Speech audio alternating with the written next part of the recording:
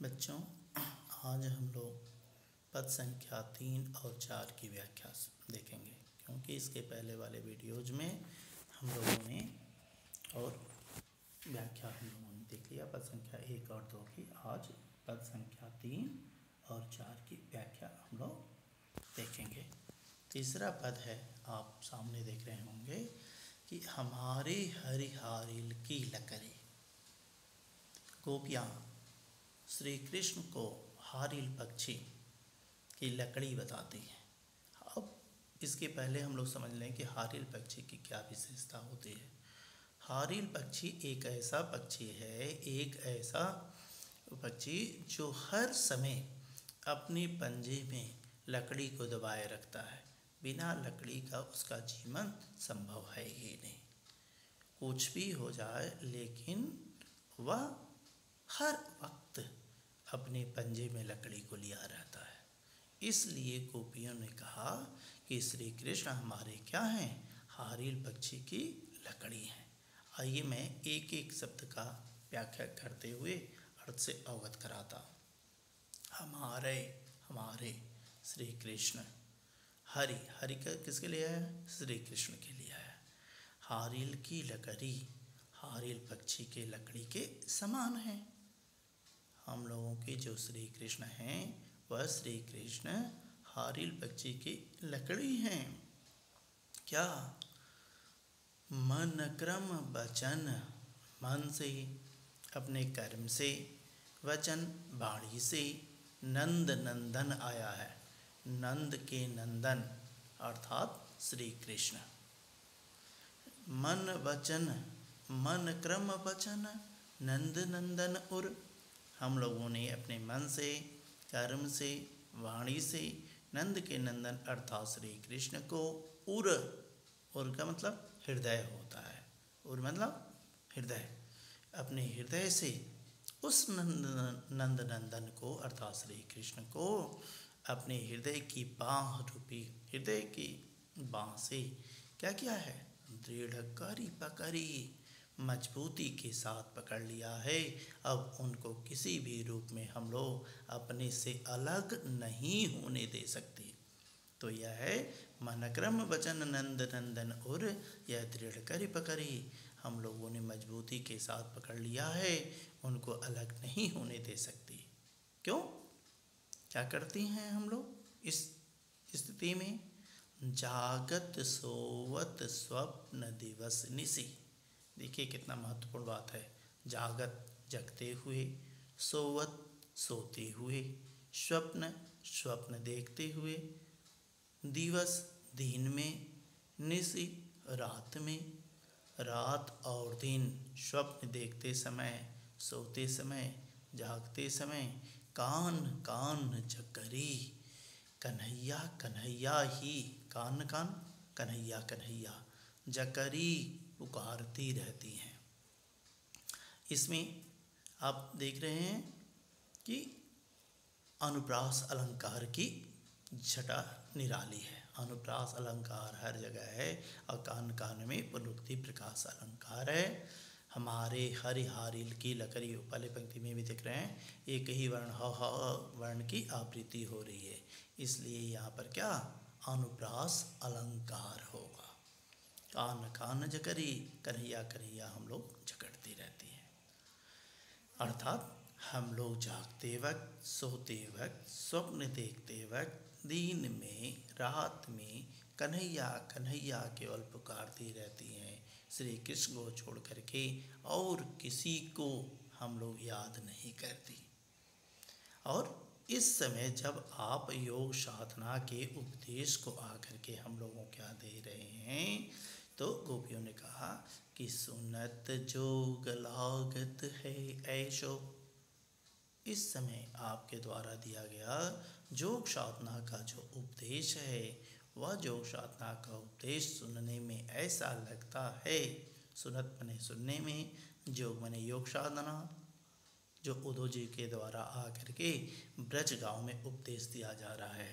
सुनत जोग लागत है ऐशो। यह जोग सुनने पर ऐसा लगता है ज्यों जैसे, ज्यों जैसे, यहाँ पर तुलना की जा रही है, ज्यों करवी ककरी, जैसे कोई कठोर क्या ककरी हो, कोई तीखी ककरी हो। गोपियों ने तीखी ककरी का उपमान दिया है किसको? योग साधना के उपदेश को। गोपियों ने उद्धव के द्वारा दिए जाने वाले उपदेश को कहा कि वह हम लोगों के लिए कड़वी ककड़ी है उद्धव जी, उसके सिवा और कुछ भी नहीं है। हम लोग ऐसी कड़वी ककड़ी को ग्रहण करने वाले नहीं हैं। सूतो व्याधि हमको ले आए, हे उद्धव जी, यह न जाने कहाँ से आप व्याधि, व्याधि का मतलब रोग होता है। गोपियों ने अगले पंक्ति में उद्धव के द्वारा दिए जाने उपदेश को व्याधि कहा, रोग कहा है। सो तो व्याधि हमको ले आए, न जाने कहाँ से यह रोग लेकर के हमारे लिए आप आ गए। आए तो ठीक, लेकिन देख सुन न करी।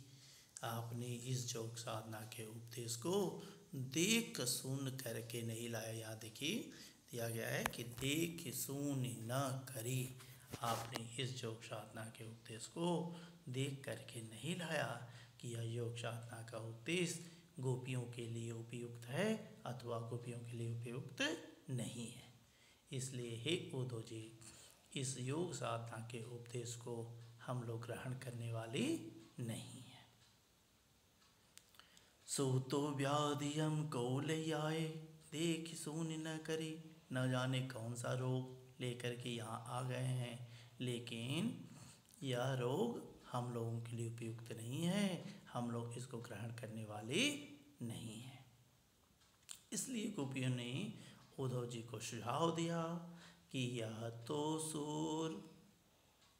सूरदास जी कहते हैं कि गोपियों ने उद्धव जी से कहा। यह अंतिम पंक्ति में, हर पंक्ति में यह होता है, कवि का लिखा हुआ है, इसलिए सूर को इन्वर्टेड कामा में क्लोज किया गया है। सूर या तो सूर तिन्हि लय सोपो। सूरदास जी कहते हैं कि गोपियाँ कहती हैं कि हे उद्धव जी, यह आप उन्हीं को ले जा कर के सौंप दीजिए, दे दीजिए। किनको? जिनकी मन चकरी, जिनका मन कुम्हार के चाक के समान अस्थिर है। यह तो सूर तिन्हि लय सौंपो। सूरदास जी, या आप उनको ले जा करके दे दीजिए जिनका मन कुम्हार के चाक के समान अस्थिर है। कुम्हार का चाक हर समय घूमता रहता है, जिस समय वह क्या मिट्टी के पात्र को बनाता है, मिट्टी के बर्तन को बनाता है और उस पर सुंदर सुंदर आकृति का वह निर्माण करता है। तो गोपियों ने यहाँ जिनके मन चकरी, चकरी माने चाक, चक्र के समान जो घूम रहा है, नाच रहा है कि मैं किस देवी देवता को ग्रहण करूं, किसकी भक्ति को अपनाऊं। हम लोगों का मन तो बिल्कुल स्थिर है, केवल हम लोग श्री कृष्ण को जानती हैं, श्री कृष्ण के सिवा किसी और को नहीं जानती हैं। तो यह तो सूरति नहीं ले सको, या उनको ले जा करके दे दीजिए जिनका मन अपने ईश्वर पर एकाग्रचित नहीं है। हम लोगों का मन केवल श्री कृष्ण पर एकाग्रचित है। हम लोग किसी और के द्वारा बताए गए उपदेश को ग्रहण करने वाले नहीं। तो यह है पद संख्या 3। अगला पद देखिए। अगले पद में गोपियों ने कहा क्या? अगला पद क्या है? हरि हैं राजनीति पढ़ आए। गोपियों ने कहा कि हे सखे, देखो ना, श्री कृष्ण भी अब राजनीति से प्रेरित हो गए, छल कपट से प्रेरित हो गए। गोपियों ने श्री कृष्ण को उलाहना देते हुए कहा कि हरि हैं राजनीति पढ़ आए। हे सखी, देखो ना, श्री कृष्ण भी अब क्या राजनीति से प्रेरित हो गए, राजनीति की बात कर रहे हैं। हम लोगों से कहे कि मथुरा जा रहे हैं, चंद दिनों के बाद में वापस आ जाएंगे, लेकिन अपने न आ करके योग साधना का उपदेश भेज रहे हैं, किसी और को भेज रहे हैं, योग साधना के उपदेश को ग्रहण करने के लिए कह रहे हैं। इसलिए गोपियों ने कहा कि अब लगता है कि वह भी क्या राजनीति से प्रेरित हो गए हैं। हरि हैं राजनीति पढ़ आए। हरि हैं परमात्मा हैं, श्री कृष्ण हैं, राजनीति पढ़ आए। अपने राजनीतिक गुरु से राजनीति को पढ़ लिए हैं, जिसके कारण वह ऐसी ऐसी बातें कर रहे हैं, अन्यथा उनको इस तरीके की बात करने का कोई औचित्य नहीं है। समुझी बात कहत मधुकर के, समुझी समझो बात कहत मधुकर के। मधुकर यहाँ किसके लिए? उद्धव जी के लिए आया। हे सखी, तुम मधुकर के बात को सुनो, समझो। समुझी बात कहत मधुकर के, मधुकर के द्वारा, उद्धव जी के द्वारा कही हुई बात को तुम गूढ़ तरीके से समझो। समाचार सब पाए, और उसके बाद में तुम आकलन करो ये कहना क्या चाहते हैं। अपने राजनीतिक गुरु से राजनीति को पढ़ कर आए हैं, उन्हीं के राजनीतिक समाचार को आकर के यहाँ पर यह व्यक्त कर रहे हैं। समुझी बात कहत मधुकर के, समुझी बात, बात को समझो, कहत कह रहे हैं, मधुकर की, मधुकर अर्थात उद्धव जी की कही हुई बात को तुम भली भांति समझो। समाचार सब पाए, और उसके बाद में तुमको स्वतः ही आभास हो जाएगा ये कहना क्या चाहते हैं। एक तो चतुर होते पहले ही, एक तो श्री कृष्ण एक अति अत्यंत चतुर चालाक होते थे पहले ही, एक तो श्री कृष्ण पहले से ही अत्यंत चालाक थे। एक अति चतुर होते पहले ही, एक तो पहले से ही ये चालाक थे, बहुत परिपक्व थे, पहुँचे हुए थे। अब गुरु ग्रंथ पढ़ाए, अब इस समय गुरु ग्रंथ अपने गुरु से ग्रंथ अर्थात गुरु से दीक्षा, गुरु से शिक्षा पढ़ लिए हैं, ले लिए हैं, ग्रहण कर लिए हैं। अब गुरु ग्रंथ पढ़ाए, अब अपने गुरु से भी राजनीतिक ग्रंथ को पढ़ लिए हैं, जिसके कारण और भी उस तरीके की बात को कर रहे हैं। इनकी बात को तुम सोच करके समझ सकती हो। बड़ी बुद्धि जानी जो उनकी, बड़ी हुई बुद्धि ज्ञान जानी जो उनकी, जोग संदेश पठाए।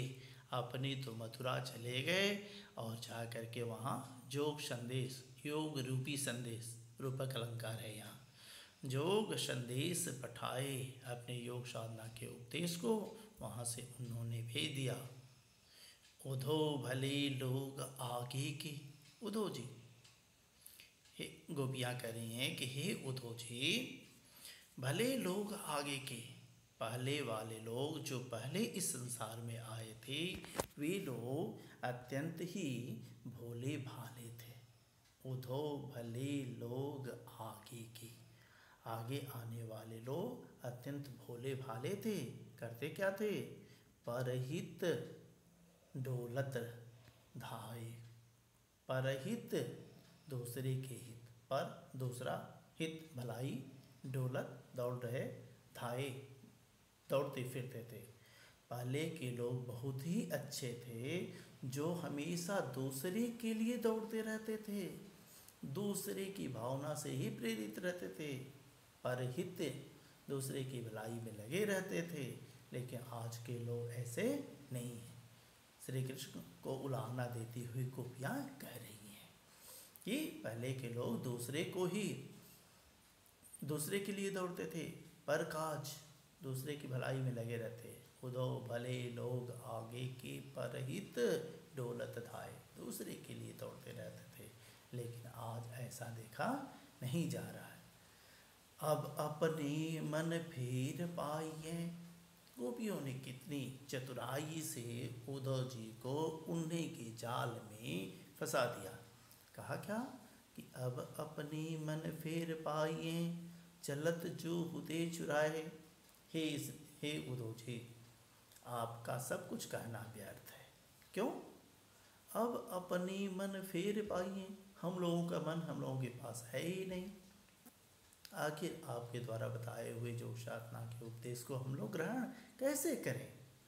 अब अपनी मन फेर पाई। अब अपने मन को फिर वापस पाई हैं, पा जाएंगे। तो आप जैसा कहेंगे वैसा ही हम लोग कहेंगे, वैसा ही करेंगे।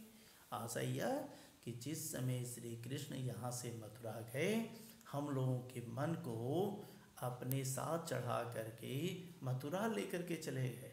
अब हम लोगों के पास मन है ही नहीं। शरीर देख रहे हैं, केवल खाली शरीर है, इसमें मन है ही नहीं। आप यदि एक कार्य कर सकते हैं, हम लोगों के मन को पुनः वापस दिलवा सकते हैं, तो पुनः हम लोग आपके द्वारा कही हुई योग साधना के उपदेश को ग्रहण करने के लिए क्या तैयार हैं।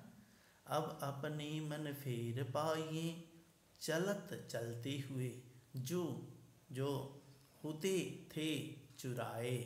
जो चलते हुए श्री कृष्ण हम लोगों के मन को चुरा करके लेकर चले गए थे, अब आप उस मन को वापस दिलवा सकते हैं, तो हम लोग आपकी कही हुई बात को ग्रहण कर सकती हैं। अन्यथा हे उद्धव जी, आप ही बताइए, हम लोगों का मन हम लोगों के पास है ही नहीं, तो आखिर हम लोग क्या अब आपके द्वारा बताई हुई इस योग साधना के उपदेश को ग्रहण करें तो कैसे करें। आगे देखिए, त्यों ते क्यों अनीत करे आपुन। अब देखिए कितना बढ़िया बात गोपियों ने कहा कि ते वे क्यों अनीति, नियम के विरोध किया गया कार्य को अनीत कहते हैं। त्यों ते क्यों अनीत करे आपुन, वे अपने क्यों इस तरीके से अनीतिपूर्ण कार्य को कर रहे हैं। ते क्यों अनीत करे आपुन, वे अनीतिपूर्ण कार्य को क्यों कर रहे हैं। ते क्यों अनीत करे आपुन, आपुन माने अपने, स्वयं, वे स्वयं नियम विरुद्ध कार्य को क्यों कर रहे हैं। क्यों?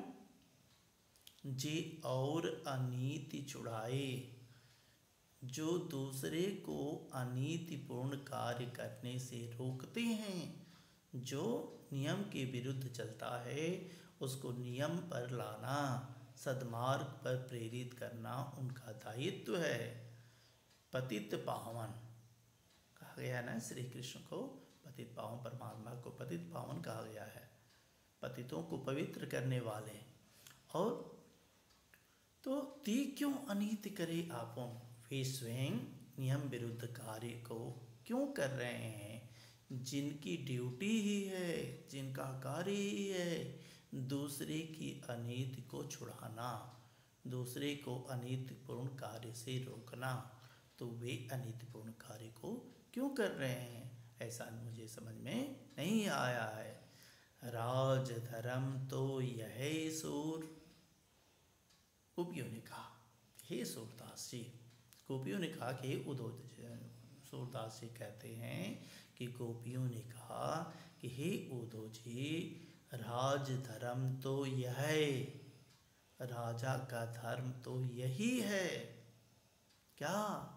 राजा का धर्म बताया गया है, जो प्रजा न जाहि सताए। जो मने जो, प्रजा न, प्रजा को, न मने नहीं, जाहि मने जाए, सताए दुखित करे। जो किसी प्रकार से अपनी प्रजा को दुखित न करे, वही वास्तविक रूप से राजा है। यहाँ राजा का दायित्व तो बताया गया है कि राजा कैसा होना चाहिए। हमारा राजा प्रजा पालक होना चाहिए, प्रजा की भलाई करने वाला होना चाहिए, जो किसी भी रूप में अपनी प्रजा की रक्षा करे। आशय यह कि हम लोगों के राजा तो कौन, प्रभु श्री कृष्ण हैं। वह हम लोगों को इस तरीके से योग साधना के उपदेश को दे करके क्यों दुखित कर रहे हैं। राजा का कर्तव्य यह नहीं है। दूसरे ही उन्होंने, गोपियों ने कहा कि वास्तविक उनकी ड्यूटी तो क्या है, हम लोगों को अनीतिपूर्ण कार्यों से रोकना, और वे स्वयं अनितपूर्ण कार्य क्यों कर रहे हैं? कहते कुछ और हैं, करते कुछ और हैं। हे उद्धव जी, जा करके उनको कह दीजिएगा कि उनका कर्म यह नहीं है। उनको तो हम लोगों को, हम पतितों को पवित्र करना है। वह ऐसी गलती क्यों कर रहे हैं? गोपियों ने उद्धव जी से एक जगह और भी सुर साहित्य में लिखा गया है कि जिस समय श्री कृष्ण गए मथुरा, उस समय उन्हें रथ चढ़ाई हरि ले संग ले गए, कि रथ पर चढ़ा कर के हम लोगों के मन को अपने साथ लेकर के चले गए। हम लोग आपके द्वारा बताई हुई जोगशा। ऐसा गोपियों ने क्यों कहा? प्रश्न यह है कि गोपियों ने ऐसा क्यों कहा? इसलिए कहा क्योंकि वह योग साधना के उपदेश को ग्रहण करना नहीं चाहती थी। योग साधना का खंडन करते हुए उन लोगों ने कहा कि हम लोगों का मन हम लोगों के पास नहीं है।